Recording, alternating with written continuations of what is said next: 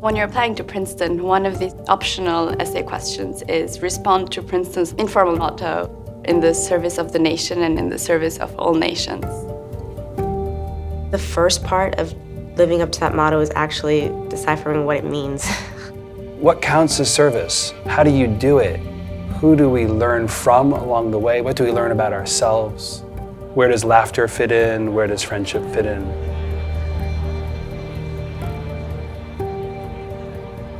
I think the Dalai Lama's visit is a fantastic opportunity because he's such an important figure, even for people who, like myself, are not Buddhist or religious. So people are really excited that he's coming.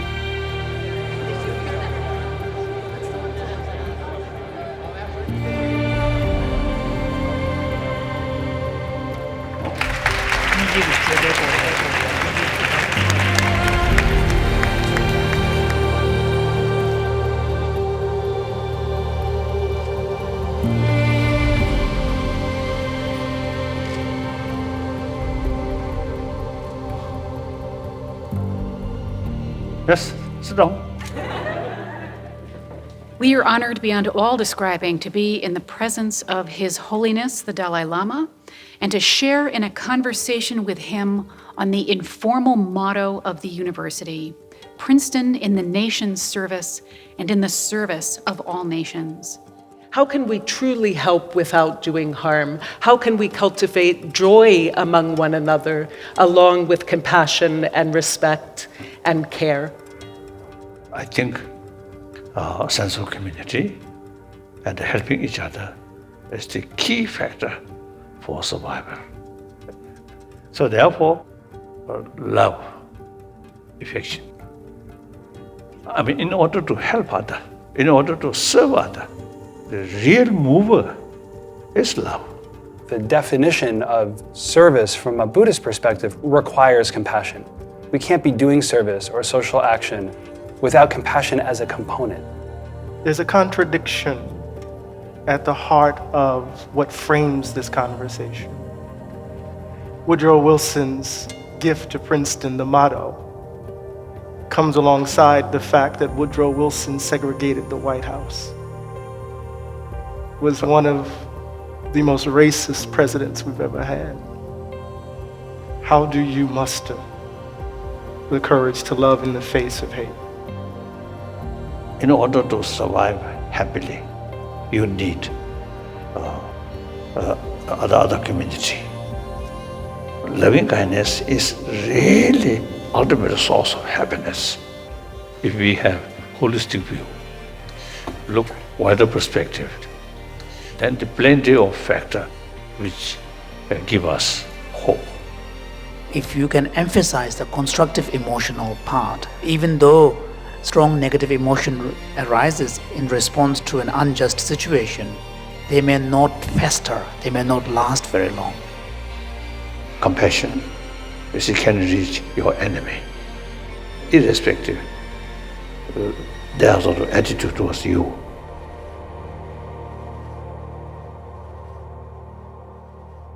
The question that came up again and again to His Holiness was, how can you really develop compassion like you're talking about? Not an easy idea, not an easy thing to do. So that's what led to this retreat. It is a follow-up to some of the work that we started with the Dalai Lama's coming, but it hasn't stayed there. It's broadened, which is really exciting.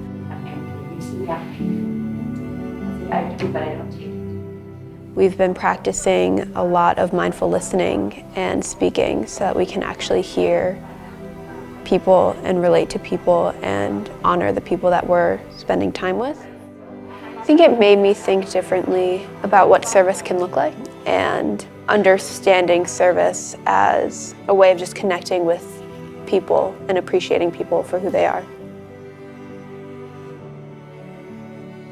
I suppose my question is, I wonder how you get through to people who seem to have no interest in service or in governing their lives by compassion.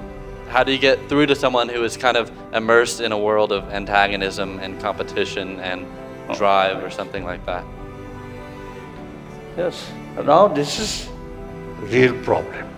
The very existing of modern education system is very much oriented about the material value and not much talk about this inner value. So if we start effort with clear goal, perhaps after 20 years, 30, 40 years, new generation who come through that kind of education, eventually in that kind of society, then I think a better world.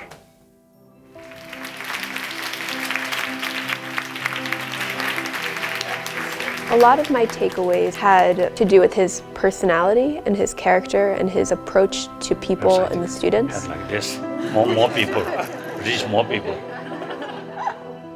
It was so friendly and uplifting. So to see his embodiment of those ideals was pretty remarkable to witness.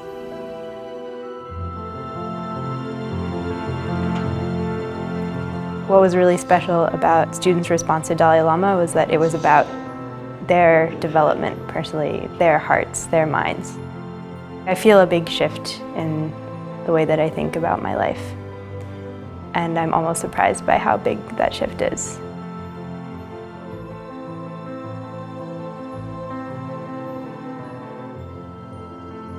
For us to live the university's motto would be to dedicate our lives and our careers in some way to engaging with social issues in whichever way that Princeton students choose to understand it. I would urge people to really think about the Dalai Lama and what he stands for, and how he's committed a lot of his life to helping others, and how important it is for people to think about what it means to be at such a privileged place, and where is that going to go? You know, is it going to be just wasted on one person, or is it going to be spread out and impact a lot of people? A lot of people that don't have the opportunity to be at a place like Princeton.